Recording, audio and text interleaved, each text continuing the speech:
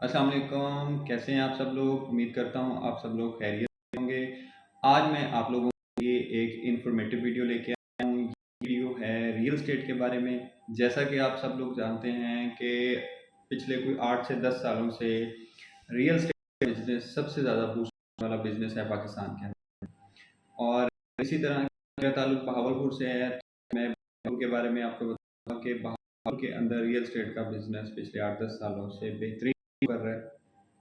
अब इसमें छोटी 2-3 चीज़ें हैं जो कि आपको इसका ख्याल रखना चाहिए जब भी आप कोई प्रॉपर्टी परचेज़ करने जा रहे हैं या कहीं पे इन्वेस्टमेंट करने जा रहे हैं या रिहाइश के लिए कोई घर या प्लॉट करने जा रहे हैं।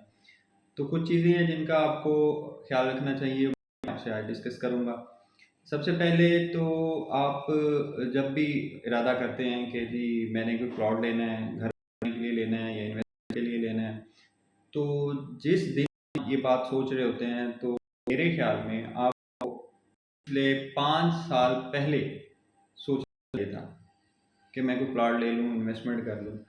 क्योंकि डे बाय डे जैसे-जैसे वक़्त गुज़रता है, उसी तरह प्रॉपर्टी के रेट अप होते हैं, लोकेशन के हिसाब से। प्रॉपर्टी के अंदर सबसे मेन इम्पोर्टेंट बात है, जब भी आप परचेज़ कर रहे हैं, उसके लिए सबसे ज़रूरी अहम जो बात है, वो है लोकेशन।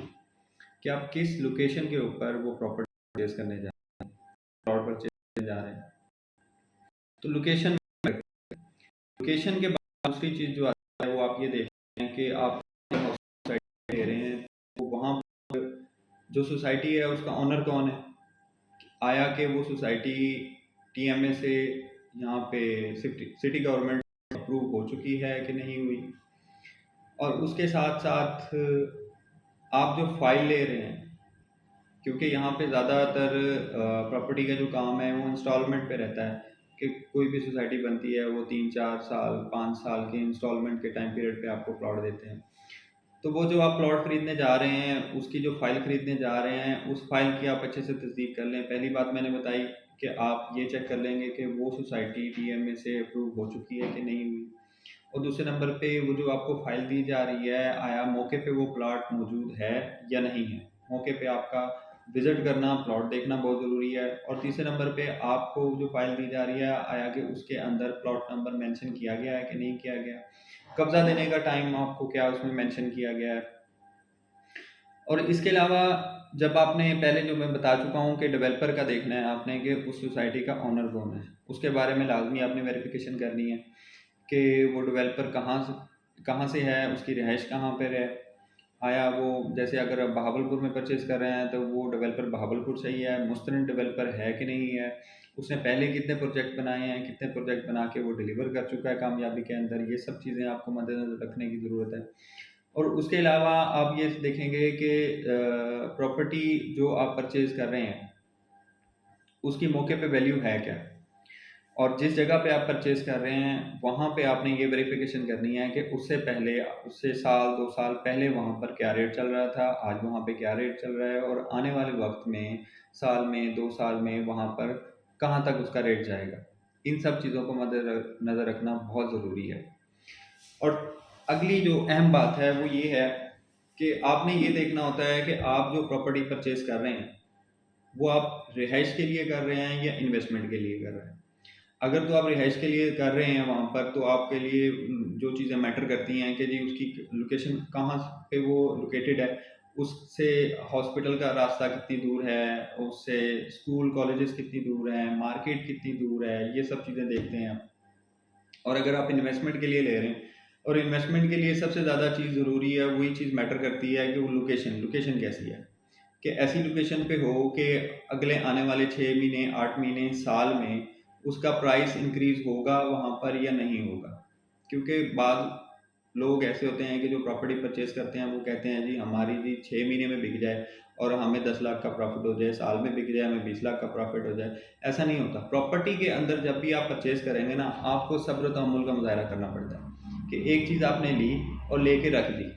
ऐसा नहीं है कि आप दूसरे महीने चले जाएँ, कहें जी मेरी प्रॉपर्टी बढ़ गई है, मेरा तो अब इतना रेट होना चाहिए, ऐसे नहीं होता। रेट इंक्रीज़ हमेशा स्लोली ग्रेजुअली होता है कि एक चीज़ आपने आज ली है, फॉर एग्ज़ाम्पल आपने 7 लाख रुपए पर मरला के हिसाब से यहाँ पे प्लॉट परचेज़ किया है, तो अगर साल बाद वहाँ पे देखेंगे तो वो 7.5 है या 8 रेट है।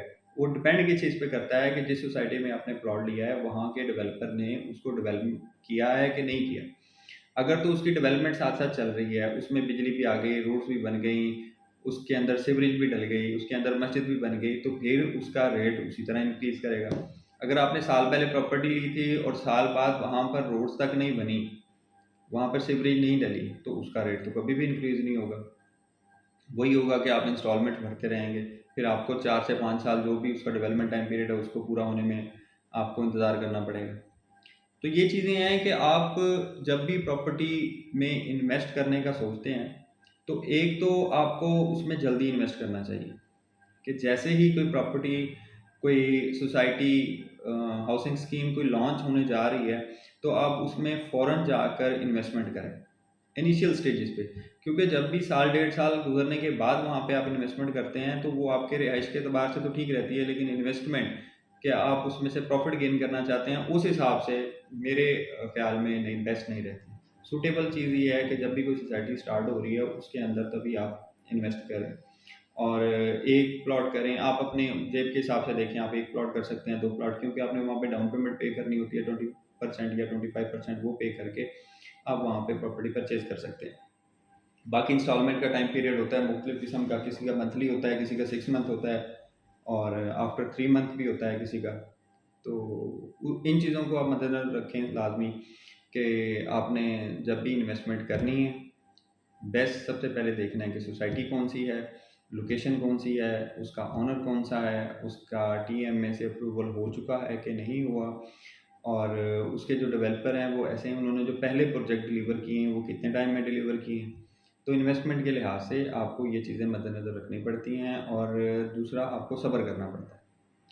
जब भी आप इन्वेस्टमेंट करते हैं, प्रॉपर्टी परचेज करते हैं, उसका सब्र करना पड़ता है, क्योंकि हम जिस तरह बहावलपुर में रहते हैं, बहावलपुर में उस तरह प्रॉपर्टी की प्राइसेस इंक्रीज़ नहीं होती जल्दी कि जिस तरह बड़े शहरों में हो जाती हैं कि लाहौर, कराची, इस्लामाबाद में जिस तरह प्राइसेस इंक्रीज़ होती हैं, यहाँ बहावलपुर में थोड़ा स्लो होती हैं। तो बहावलपुर के रहने वालों के लिए ये ख़ास पैगाम है कि जब भी आप प्रॉपर्टी परचेज़ करते हैं, तो इन तमाम बातें जो मैंने आपसे की हैं, इन तमाम बातों को मद्देनज़र रखें और इसके अलावा मेरा चैनल सब्सक्राइब करें और लाइक करें, शेयर करें, और इससे मुझे भी सपोर्ट मिलेगी और ताकि मैं आपके लिए इसी तरह अच्छी वीडियोस बनाता रहूं।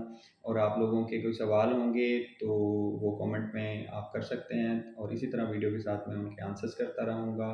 मुझे सपोर्ट करें। अल्लाह ताला आपको जहाँ भी रखे खुश रखे। Thank you so much. Allah हाफ़िज़।